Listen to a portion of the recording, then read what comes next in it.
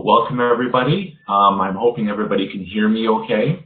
And I'd like to do an update, which I've done with Bernard and sometimes Peter every year at this conference. I'm happy to do another update on the Object ORTC Community Group, as well as what's the status of various implementations regarding ORTC. I got to remember to click the other window on another.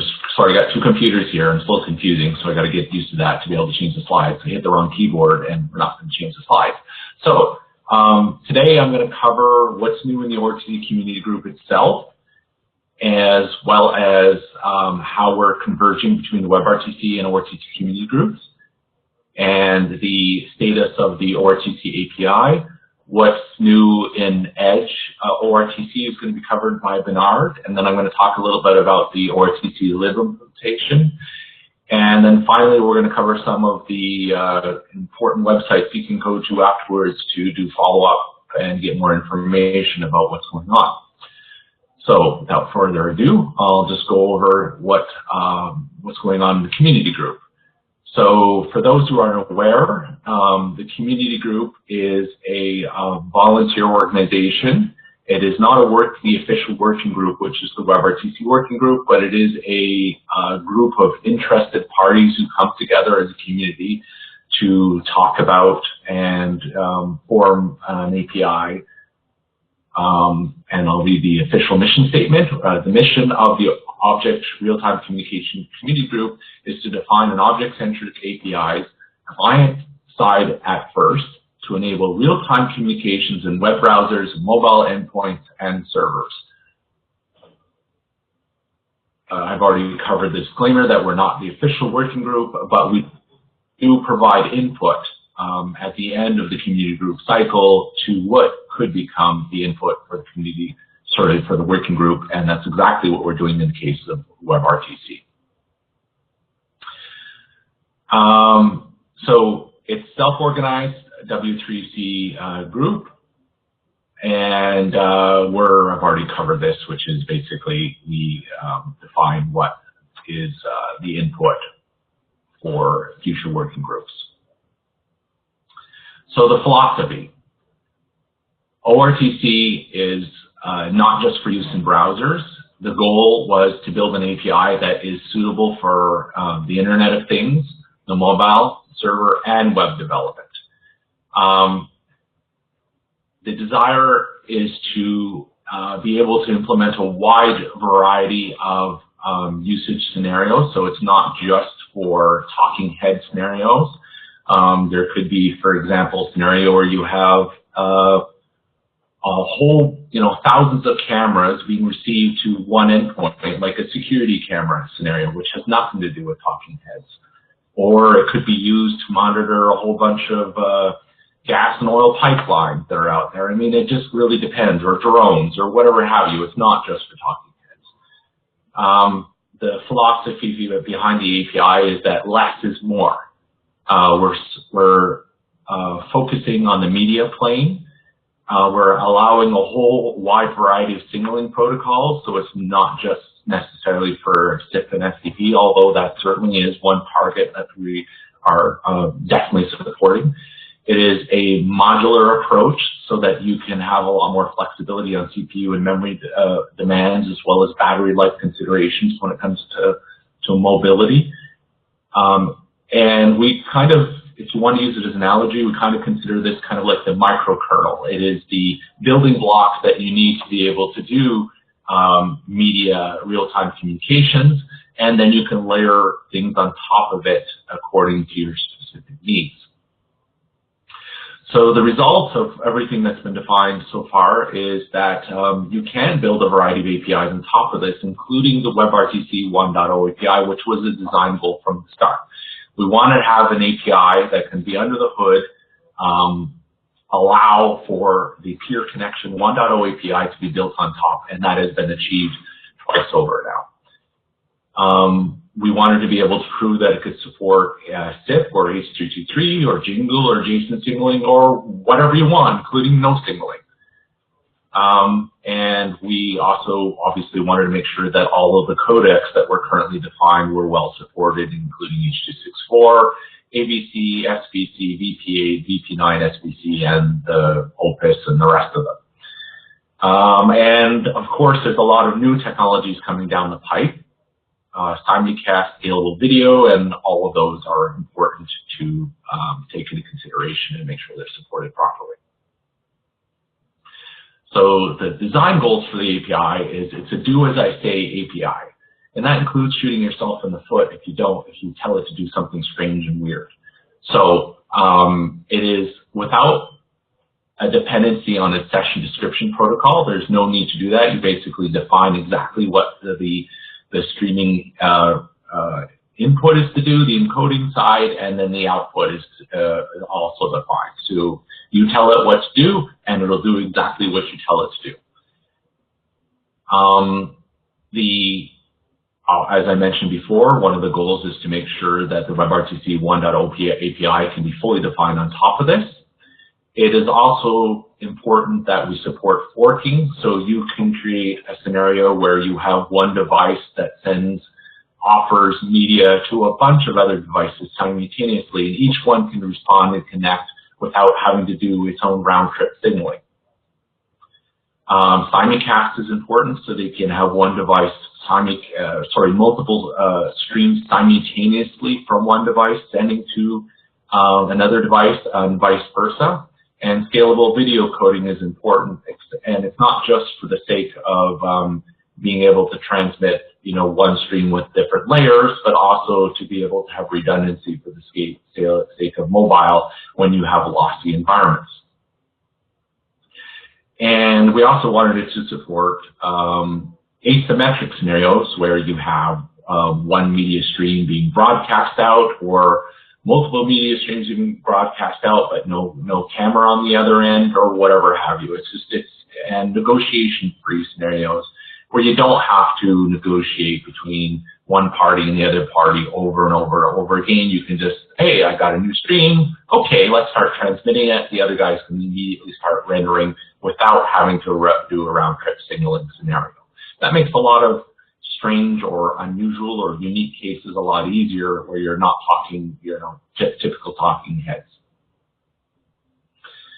I'd also thought I'd update on what's going on within the community group itself. Specifically, Eric Lagerway has resigned from both the WebRTC working group and the ORTC community group, and due to his busy workload schedule. So we've greatly appreciated everything he's done for the community group thus far, and he's been invaluable in making sure that we have gotten to this point. So I don't know if we can do that, but I'd like to give a little round of applause myself, say thank you very much to Eric, who's been invaluable in this. I have temporarily taken over as chair for the working group, the community group within ORTC, and Bernard remains active within the working group and the community group and has been invaluable as a liaison. So Bernard, thank you very much for your activity in both groups. You've been invaluable as well. So I'd like to give that round of applause to Bernard as well. Thank you.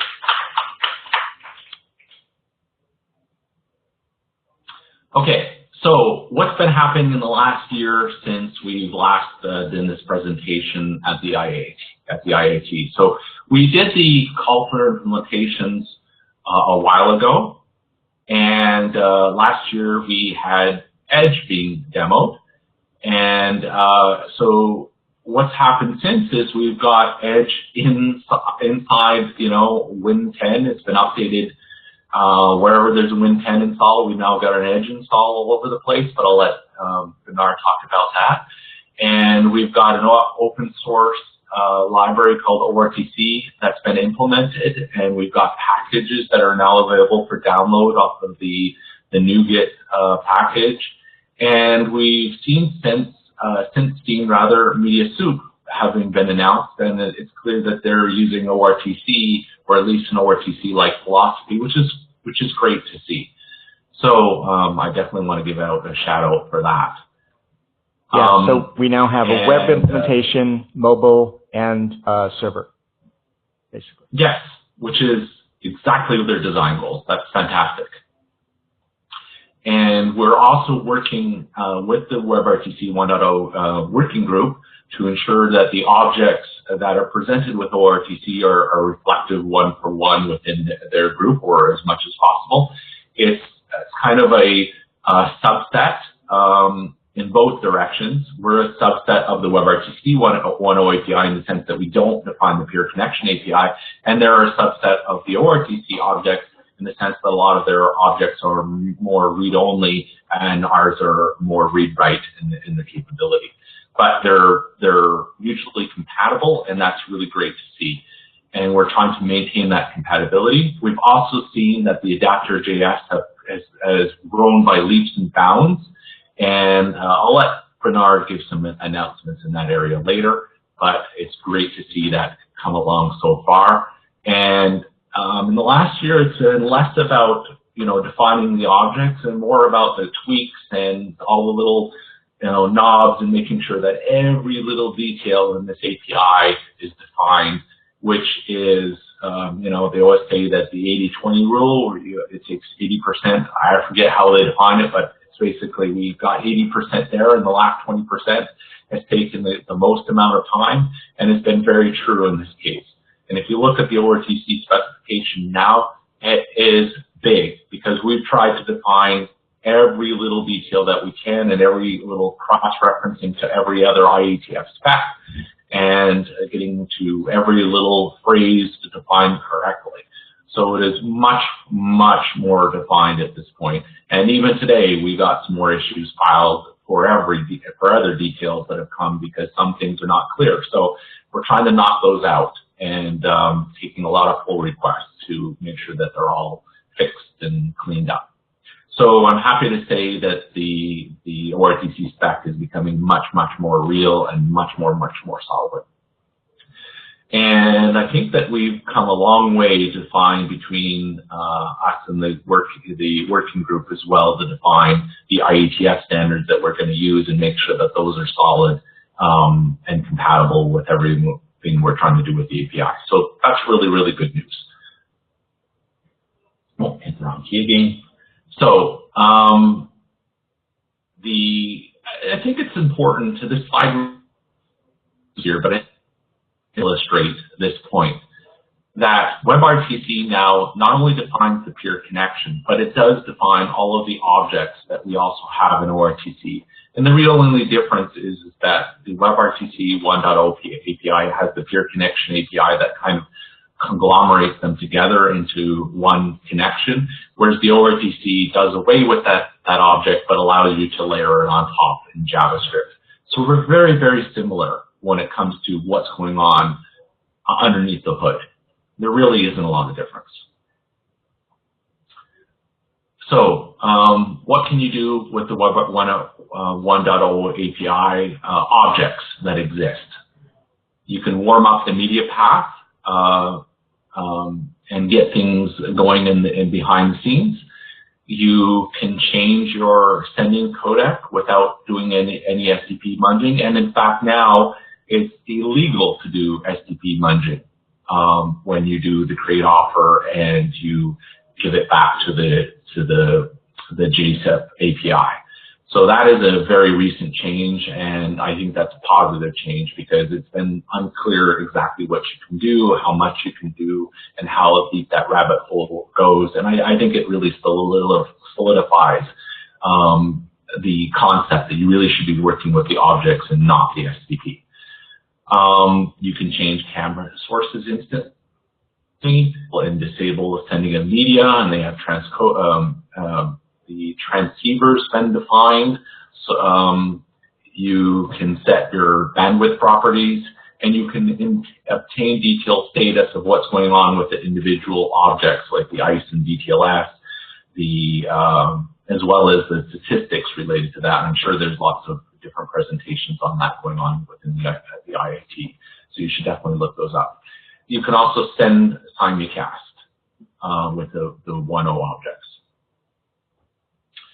So what's made easier when you deal with straight up with ORTC? And this is just a quick little list. There's certainly a lot of, the devil's in the details, and there are a lot of details of what's made simpler when you get into the nitty-gritty details, and if you take the time to learn how the API can be used. Some objects without the need of SDP. So if you're not using SDP and you're trying to define your own stuff, or which a lot of people are actually doing out there, or you're trying to use alternative protocols that are JSON-based or XML-based, you don't need to worry about the SDP. You can directly talk to the objects and configure them. You can receive simulcast. So that allows you to set up various receivers and say, hey, I'm going to receive this stream, that stream, and this stream. And away you go. You can send and receive scalable video coding. And there's some experimental stuff that is going on with SVC, which I'm happy to see come down the pipe. And there is call forking, as I mentioned before, where you can send out a single offer and have multiple devices respond, which is very typical in today's day, where you have a person who has a desktop and a phone and an iPad or a tablet or whatever have you. So when you send out an announcement, it's not unusual for multiple devices to respond, say, hey, I'm here. You can send media to me too. You can do negotiation-free changing of media. So you can have one party just suddenly start sending a new stream and the other party go, there's a new stream that I noticed coming in on the RTP listener, and now you can configure it to automatically render without doing a round-trip negotiation. And it's going to be great when it comes time to doing new extensions like Quick, which I'm really excited about, and I know it's perhaps a year or so out, but I'm really eager to see what that can do, especially with regards to bandwidth negotiation and competition with TCP and other things that are going on in the data channel. So that's really exciting stuff. So I think it's important to cover. I hope that this is detailed enough on the big screen where you guys are to be able to see it. I think it's important to cover this pipeline. So ORTC is a pipeline-based API. So you have your JavaScript on one side, and I'm only illustrating, or we're only illustrating, that in this scenario that there's one side that's being the sender and the other side being the receiver. But obviously, you can operate both sender and receiver on the one side. But just for the sake of clarity. So on the one side, if you were to picture a sender, you have a track, and the track is a camera, a microphone, or theoretically could be, screen capture, screen record, or a video source like a pre-recorded track, or whatever have you. It's a media source. And the track, as well as the data channel, that's just below it, the track and the data channel are, in one case, the media track is fed into an RTP sender, and that defines how you're going to encode the media. And that includes which codecs to use, how much bandwidth priority you're going to specify for one track versus another, should it scale up or down, or whatever have you. You define everything to do with how you're going to encode that media with the RTP sender. And the same is true for the SCTP transport, although there's a lot less definition. It's more about whether you want it redundant for the data channel or whether you just want to send the data, and if it gets lost, okay, I don't care. So then that goes into the SCTP transport. And then both of those converge and go into your secure transport, which is your DTLS transport. And that's where you negotiate a secure communication channel underneath the hood that is used for both media as well as data channel. And that DTLS transport goes, data gets fed into an ICE transport, and the ICE transport job is to negotiate with a remote peer a network path that actually works, be it your local LAN, something that works through your firewall, or something that works through a relay, or perhaps multiple relays, depending on your scenario. And then the ICE transport communicates with the remote party on the other side. And I know there's two objects below, and I'll discuss those in a minute. On the remote side, the ICE transport also is responsible on the remote party to open up a secure, not a secure channel, but a network channel that works. It's not secure at that point. The DTLS transport on the other side is responsible for decoding the packets that come in from the ICE transport and then piping those, either forking them into either the data channel or the RTP receiver as appropriate. And sorry about that. I will install you later. Uh-oh. Sorry. Of course, it comes up at that moment. There we go. Let me ignore that. Sorry about that.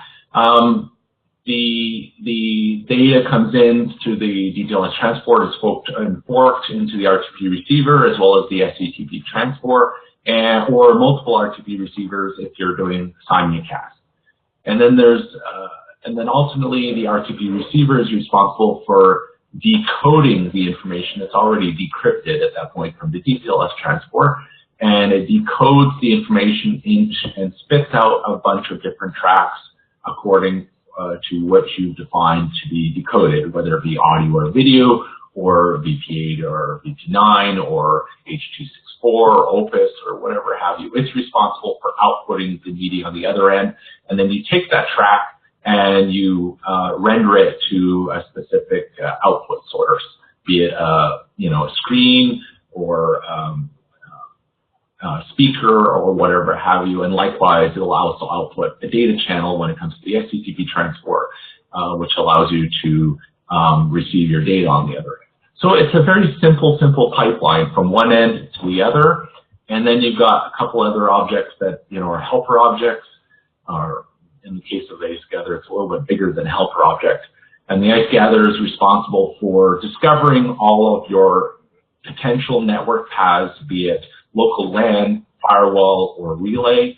And then the ICE Transport Controller is responsible for coordinating multiple ICE transports, should you have them, in a way that is more efficient to set them up when you have multiple ICE transports, as well as bandwidth estimation when you have multiple ICE transports. And you might define, for example, in a scenario where you're using one ICE transport for the sake of audio and one ICE transport for the sake of video, but there's no need to do that. You can certainly combine them on the same transport. So that's how the pipeline works. Did I miss anything in that, Bernard? No, I think you've got it. Okay. So I'm going to pass it over to Bernard at this point to talk about what's going on with Edge and ORTC. So just tell me when to flip the next slide. Okay, so it's been about a year since we first announced the preview of Edge, and there is a demo site up which at that time demonstrated audio applications, including audio applications that interoperated, as well as an ORTC demo that did audio and video. And I'd like to bring you up to date on where we are today. Next slide. So currently, we have support for the ORTC API, but in preview, we also have the WebRTC 1.0 API in the very latest version of the Windows Insider Preview that needs to be enabled through the About flags because it's still experimental, but you can turn that on and get RTC peer connection natively. I'll talk about how you can also get RTC peer connection on top of ORTC using adapter.js.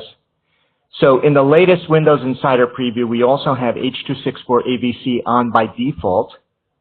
In the Windows 10 Anniversary Update, it's still experimental, so you need to go to About Flags to turn it on.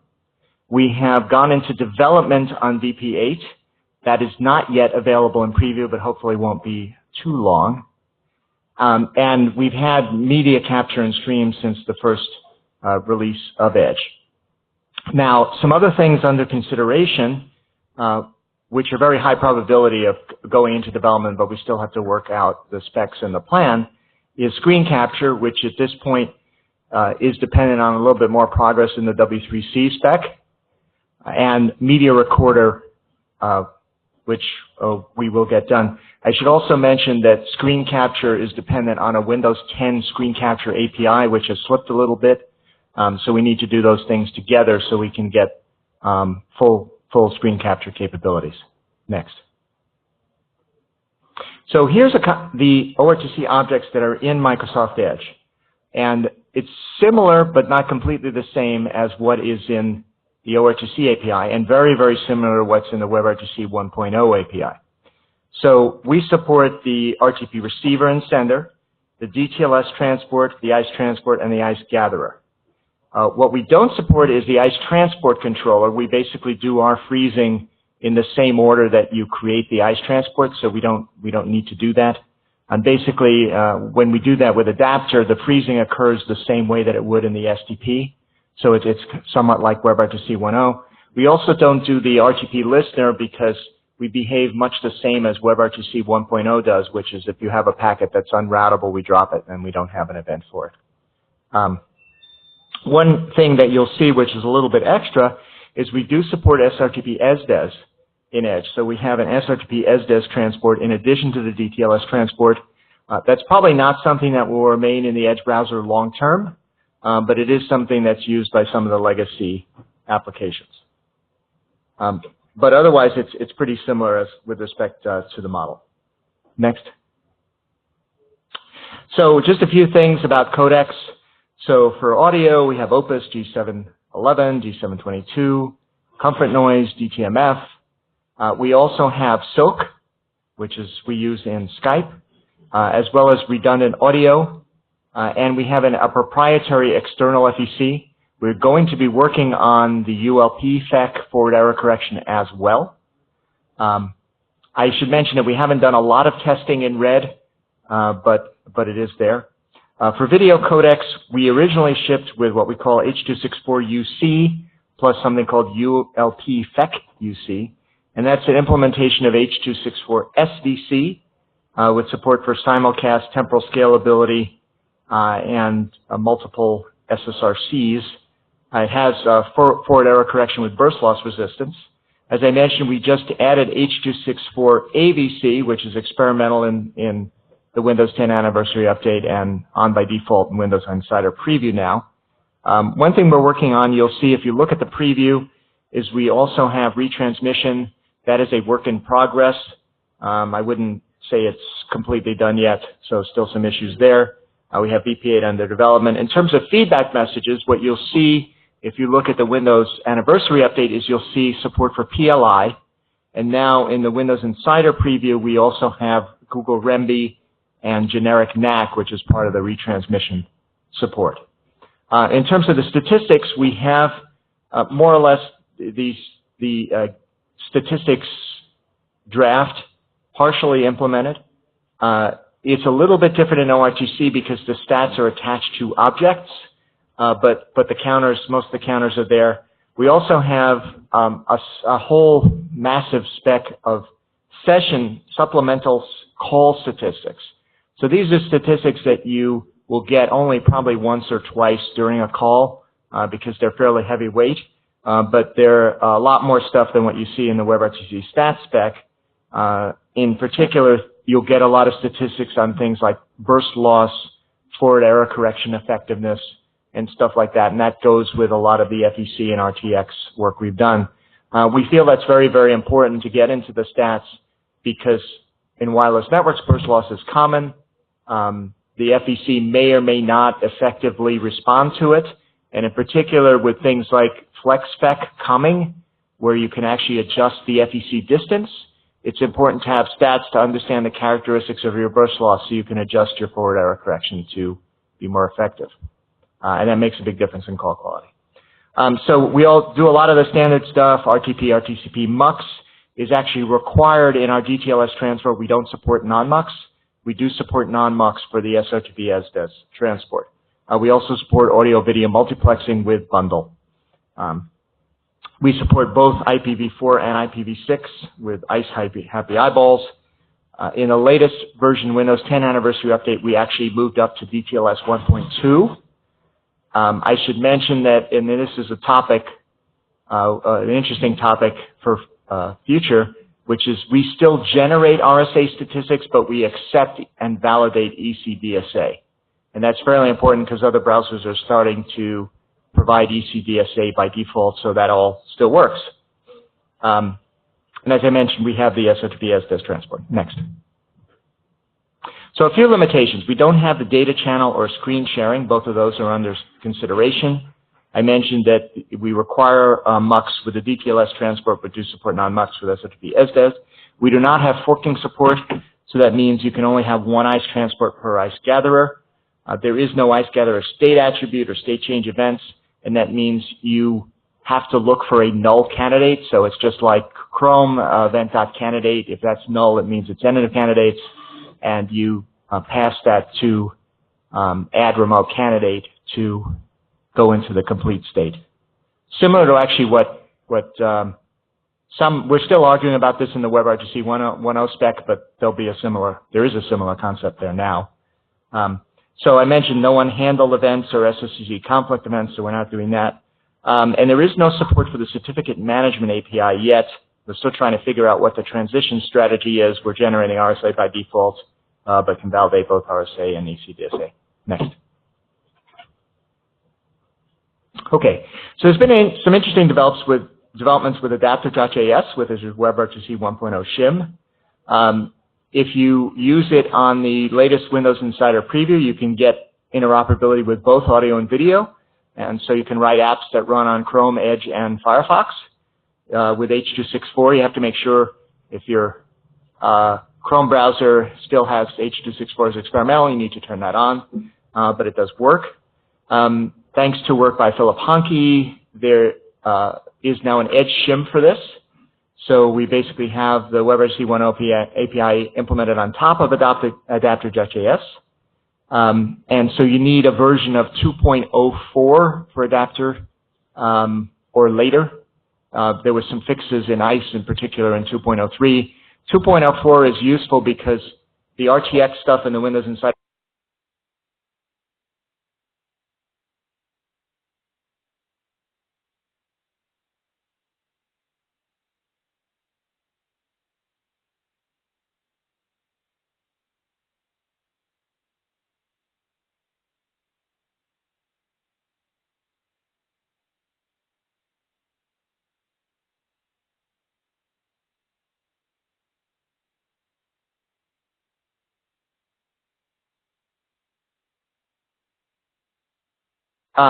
this is basically a little diagram of the 1.0 API in Microsoft Edge. Just to be clear, though, this is the diagram for adapter.js. We also have native API support for WebRTC 1.0. So one of the things people ask me is, hey, you do this two ways. Which way do you recommend? So I'll give you some insight from our latest test data. The test data seems to show that the native API is somewhat more compatible, like we pass more W3C tests with a native API than with adapter. There are a few tests that adapter passes that the native API does not pass. And some of those things may be things we should fix in adapter. But the thing to understand is our goal with native API, we will not be updating that for all the latest W3C stuff. So the adapter, you'll see adapter follow the W3 spec to completion. And so, for example, in the native API, we won't have any object support. But in adapter.js, because it'll run on top of ORTC, you will have access to the objects. So probably in the long term, the WebRTC 1.0 compatibility will be better with adapter and certainly more complete. But for those people who have legacy apps like written, in particular, what we've seen is a lot of mobile applications written to older versions of Chrome. And it actually causes problems even when the Chrome guys update stuff. And so that's kind of our goal with the WebRTC 1.0 API, is to make those not only run basically legacy code, not even code written to the latest version of the 1.0 API. So next. So we have some more information for you. We have an Edge fact that was previously published. Chad did an article on WebRTC hacks. We've updated it for the latest Windows Insider preview so you can understand what's there when you fool around with it. So you can download that. We have developer docs, which I try to update with every Windows Insider preview, so hopefully that's accurate, and if there are things that are wrong, let me know. And then a little bit of info about H.264 ABC and what's going on there. I should also mention that we not only ship this stuff in Edge, but we actually use it for Skype. So we announced that we have Skype, plugin-free Skype running on top of Edge. It also is now running also on Chrome. We're going into beta for that, so you'll have both audio and video now for Chrome. And we're working on Firefox as well. Hopefully that'll come a little bit later. So that's the status of Edge. Back to you, Robin. Thank you very much, Bernard. So I'm going to cover a little bit about what's in the ORTC Lib implementation and what it is. I'm going to scare you guys with a big diagram first. So here we go. The ORTC API has been implemented in open source fashion, and it's available now, and it's all up online on GitHub, and I'll give you all the links for that in a little bit. But basically, what's in there is the entire API. We try to be as complete as possible to the ORTC specification and true to the specification as possible. But we've also added a lot of wrappers because there's a lot of divergence in the various APIs for the different platforms. So it is an object API that's open source, that is written in C++, that you can take in native C++ and write your APIs on the different mobile platforms and even the desktop platforms. Those aren't the primary targets. And it also includes an adapter for WebRTC 1.0 in native C++, so you can write the same Pure Connection API to the Pure Connection API specification on top of ORTC. So you can choose to do native ORTC, or you can choose to use the WebRTC 1.0 API in C++ today. We've also been working on is all the wrappers for the different platforms, so that you can just use Objective-C or Java on Android, or in UWP, which stands for Universal Windows Platform, which can target desktop, phone, Xbox, and HoloLens. And you can do one implementation on all of those and target that Windows platform. So it's designed to wrap all of those. And then to make it even easier to do cross-platform development, we're writing a Xamarin-based C# API that can talk to the iOS and Java API that then allows you to write a C# application across all the various platforms and target once and basically in one language, and you can basically implement your entire app in one language, which is really nice. So you can do direct C++, you can do the native language, Objective-C or Java or C# C++ on Windows, or you can do Xamarin and UWP and target all the platforms at once. Okay, yes, next slide. So why is ORTC Lib on mobile, and why did we care so much and focus on that from the start? And that's because in 2014, the number of mobile internet access users exceeded desktop for the first time, and it's only growing since. And it's only getting bigger and bigger. So it's a very important platform to target, and especially when you look at usage.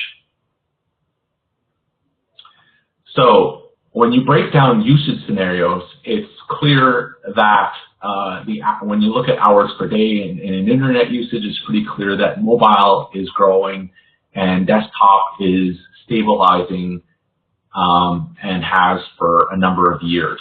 So it's not a trivial thing when it comes to usage, and we have to make sure that our apps don't just target the desktop, but they actually target mobile as well. And when you further break it down as to what people are doing on the mobile, I think this is a staggering statistic, in that most people are spending their day in apps. They are not spending their day on mobile websites. And it's a shocking statistic. So it's important that when you do target these mobile platforms, that you do target within an application, because that's where people are spending their time. So it's important to have a library that you can embed in an application that is behind the scenes and just works. And that hence why we built ORTC Lib. And when you further break it down as to what people are doing within those applications, and you see the slide here, I don't know if the individual little words show up on your side, but basically people are, when you break it down, they're spending their time in a bunch of different apps across the board. Facebook is obviously taking up a huge part of that, but the rest is, messaging and social platforms, YouTube, entertainment, gaming, utilities, production. And basically the idea here is a lot of these various applications can use RTC across the board for various things. So it's important to have an application that is very flexible to a whole bunch of different scenarios so that it's useful to the various applications. Hence the flexibility component to what's built into the ORTC API. Now, the problem has been when targeting the mobile platform is that you don't really have a lot of choice when it comes to doing cross-platform. You're either going to be building your application multiple times for each language to get the best experience, or you're going to be using a JavaScript API, which allows you to write in one language, but you don't necessarily get the optimal scenario for that particular platform, although certainly it's come a long way from when it first started. But if you're not a JavaScript programmer or you're not a typical JavaScript guy, you don't really have an alternative. It's either using the native language, trying to do something in C++, or that's it. And this is where we're trying to fill that gap with the C# scenario on Xamarin, which allows you to do one language target for all the platforms, as well as C++, obviously. So you can choose C++ or C# and target all your platforms. And I've already covered this. It's basically a repeat of what I just said. So I'm going to talk a little bit about some of the particular highlighted features within ORTC Lib, because I think these are important to illustrate some of the problem areas that you run into with mobile that is not typical for the desktop. And one of them has to do with ICE and the way you test with your ICE transport to get the connection set up as fast as possible. In traditional WebRTC, and that has to do with the ITF specification, you're supposed to test your LAN paths first. Is the guy on the local LAN? If so, that's the most optimal scenario. So let's connect with him on that, or her. And then you test your firewalls, and then afterwards you test your relays. Well, that is great in the sense that you get the most optimal network path, but it isn't the fastest way to set up your connection. What you really want to do is you want to get your connection up as fast as possible. So you really want to test your relays first, then your firewalls, then your LANs, because that's the most likely to succeed, not the most likely to be optimal. And so a lot of people with current WebRTC API do some kind of hack to hold back the local LAN candidates, and that allows them to test the firewalls first, but then you end up with a scenario where, well, you're holding them back, so you have to hold them back for like a 3-second window or something like that, which means your connection is, established, but not necessarily optimal, and you have this 3-second window going on, and it gets really complicated. So ORTC Lib just takes care of that automatically. It says, I know what is going on here. Let me test the most likely to succeed first, and then optimize down to the LAN afterwards.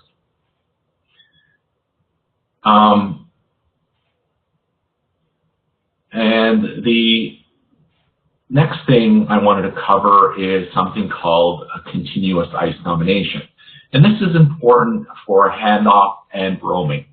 So if you have a person who walks outside of their house and is talking on their phone and is using a real-time communication scenario, and then we're going from Wi-Fi to LTE, or vice versa, where they're coming home and they're talking on their phone, they were talking on LTE, and they walk inside of their house, they're going to be switching from LTE to Wi-Fi. Well, right now, basically what is happening is the network connection will break because there is no handoff. It has to go through a failure scenario, and then you do a full ICE restart and you do your whole signaling path all over again. So first you got to fail. First you got to detect that there's a failure, and it's not just a temporary network trouble. So you got to wait for the timeout there.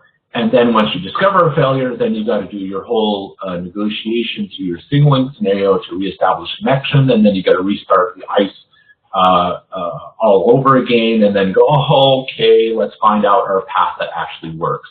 And that is not great, because by the time you've done all of this, your user is likely to have hung up.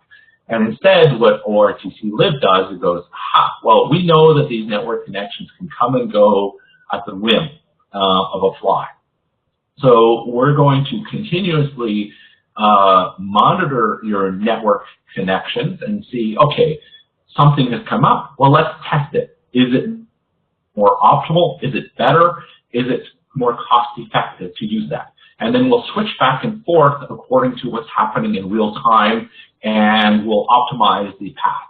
So that way, if you're walking into your home from LTE to Wi-Fi, we go, well, Wi-Fi is better and it's got a better connection, so let's switch that. And the moment you walk out to your home and your Wi-Fi goes to the gutter, we'll switch to LTE because that's the more viable network path. And this continues to ensure that you have a continuous, stable connection. Yes, it might be temporarily disrupted if both are terrible, but at least we're trying to make sure that the path remains stable so that your user doesn't get hung up on while they roam, and also use the most optimal cost-effective path along the way. Okay. So the other thing that I wanted to mention that's built into it, and these are just highlighted features, is turn mobility. So what happens in a firewall scenario when you're moving from Wi-Fi to LTE is that your IP addresses can completely change. And you're not going to necessarily keep both hot. You're not going to keep your Wi-Fi hot and your LTE hot on your mobile phone because that'll just chew up the battery. So one will shut down and the other will take over.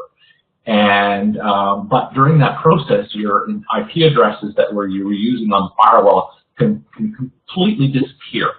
And what you want to be able to do is you want to be able to maintain a relay port out there on the internet that is stable at all times. So, and it becomes kind of your backup path.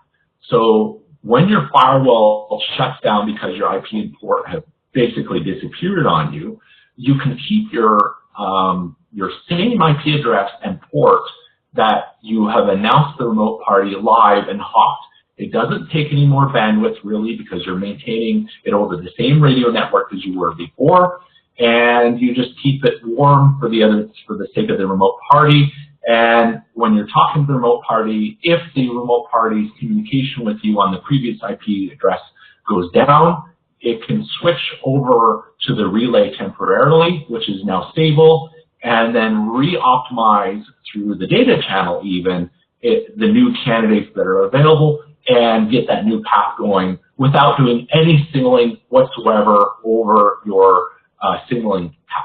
And that's much faster, much more reactive, and allows you to maintain your connection at all times without having that round-trip signaling, which is very expensive in terms of time for the user and expensive for the sake of network traffic monitoring from a service provider perspective.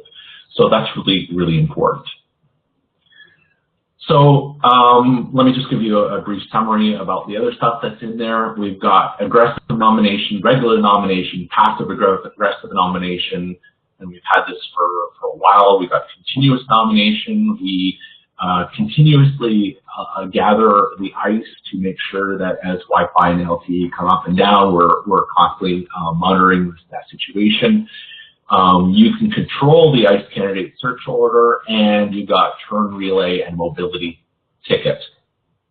So I'm almost done here on all of this. Oops, I think I hit the up arrow, not the down arrow. Okay, and the other thing that is really important is diagnostics. And the one thing that we have spent a lot of time in the ORTC Lib is embedding a deep level of eventing into the engine itself, so that you can know exactly what's going on in every object underneath the hood. So that if you're running into any trouble at any point in time, you can capture the eventing that's going on, and you can see the state of every object that's going on underneath the hood, whether or not you're actually have active logging going on or not. So you could just basically go in, just enable a flag, and boom, you've got the complete tracing, thousands of events that are going on within the engine itself, which is really, really important from a diagnostic perspective. And it doesn't really slow down what's going on within the engine, which is really, really important.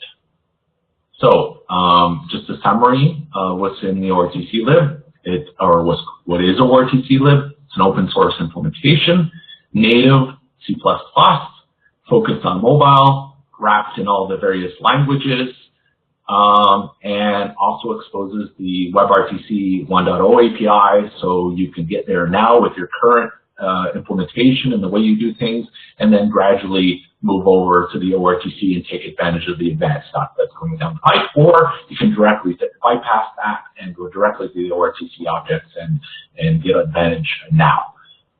It was originally implemented by Hookflash, and it's now being maintained by the OpenPure Foundation. More details as to what's in there. It's got Opus, G711, G722, ISAT, Comfort Noise, DTMF, RED, RTX, FEC, VP8, VP9, H.264, RED, and RTX, that's for video specifically. Again, it's for audio as well as for video, and FEC for audio and video. It supports simulcast, it supports call forking. The ISO I've already covered, so I'm not going to mention that again, except it also supports IPv6. It has support for SVC in the itself, although we do not have the codec enabled to do SVC, so we're looking for somebody potentially to work with on that avenue. It's open source, open to anybody. It is an open platform that anybody can take for both private and commercial use. So we certainly invite everybody to get involved. We'd love to see, you know, the Xamarin support to be fully finalized.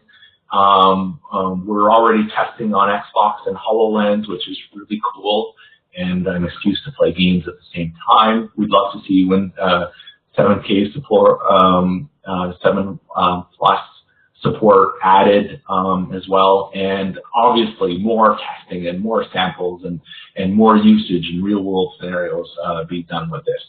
So please do get involved. And I'm going to wrap things up here and discuss some of the important websites, and then we're done. So ORTC.org, it's your portal to everything ORTC.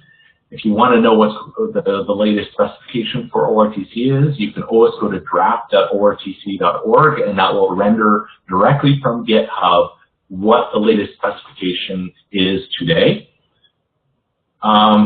If you want to see what's going on with ORTC Lib, you go to ortclib.org, and it'll take you to the important GitHub repos. And you can go directly to the github.com/ORTClib to see all of the various repos that are involved in building ORTC Lib. And there's extensive development going on regarding that, especially in the wrappers. And, of course, we want to mention the ORTC Community Group sites, which are listed above. The W3C has generously allowed us to put the ORTC specification within the repo, so we're very pleased to have it there, again with the caveat that this is not officially endorsed, it's within the community group. You can go ahead and fork it and do a pull request if you discover it proposed. And of course, there's the ORTC Community Group website itself, which the W3C also hosts. And you can go there and join the community group and contribute your ideas. And then these are detailed links I include just for the sake of when we produce the slides online for how to join the various mailing lists and related sites and issue lists. And that is it. Now we have a few minutes, I believe, to accept some questions, and then we're going to wrap up. So thank you very much. Okay. So, any questions from the audience? Yeah. I have some first one would be, will Python be supported to write the application? So, Robin, the question is, will Python be supported? We do not have any Python-specific wrappers, but again, it's a native API that can target all the platforms. So presumably, if someone was willing to write a Python lib, that they could expose the API in Python, I would love to see that, but we don't have any plans on the roadmap today to do that. But anybody who wants to get involved, we would be happy to support that effort. Okay, thank you, Robin. Second question would be, so if I remember correctly earlier, it's mentioned the certificate would be self-generated. So if that's the case, who would be signing the certificate?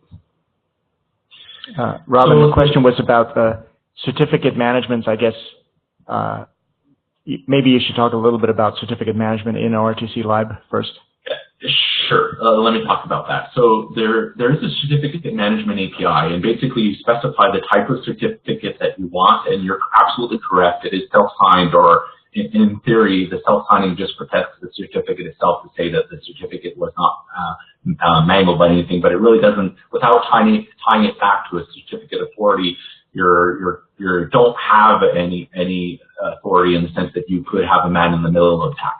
However, you can secure your certificate in a bunch of different ways.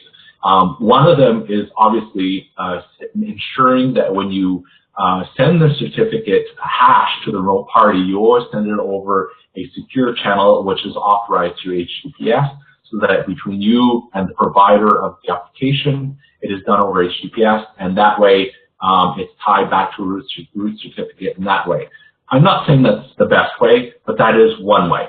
The other way is to ensure that the application itself is tied to an identity. That is one of the things that's being explored in various paths within the W3C, is how do we do identity management and how do we tie these certificates to identity. So that is ongoing work. We do not have anything well defined in the ORTC Lib from that perspective right now, but we're heavily working in that within the Open Peer Foundation to define some methodologies of how that can work, so that we can tie it not only back to an HTTPS certificate to ensure that no man-in-the-middle attack is happening, but also to the identity of the person themselves, should they choose to tie it to an identity. So we're working in that area, and it's still being explored. Yeah. Go ahead. Yeah. So where are we with ORTC? Where are we with ORTC in the marketplace at the moment? Are there applications using it? Are any of the platform as a service players supporting it? You know, even in a sort of early version, what's happening in the real world? Yeah. Well, certainly you've seen. Go ahead, Bernard. So I will talk about this from a Windows platform perspective. We do see very high demand for ORTC and for WebRTC support on UWP. And many of the major, let's just say that many of the major applications developers on real-time applications developers are using WebRTC or ORTC source in their Windows applications today. So I can't give you breakdown on the statistics because we just provide both Windows and ORTC, and we don't really, we don't track what people use in their particular apps. And many of the apps, in fact, customize the source. So you can't really tell how much ORTC or how much WebRTC is in a given app. But I will just say that in our opinion, from the stats we've seen, the usage of WebRTC in mobile is dramatically higher than on the web. Yeah, I mean, I know that. I've been forecasting it for 5 years, but I'm not getting a feeling for is how big of a deal is ORTC in the wild today? ORTC specifically. Well, and in terms of, I mean, Skype runs on ORTC, so basically the Skype plugin free is an ORTC app. So that's probably one of the larger ones, but there are others. I can't talk about all the developers who are using it, but I will say that there are some very, very large uses of ORTC in the Internet of Things today. Thanks, Bernard. Unfortunately, we're out of time. Need to stay on time. We have Bernard, a lot more time with Bernard. He's giving a browser update session later on today. So, but can everyone give a big thanks to Bernard and Robin?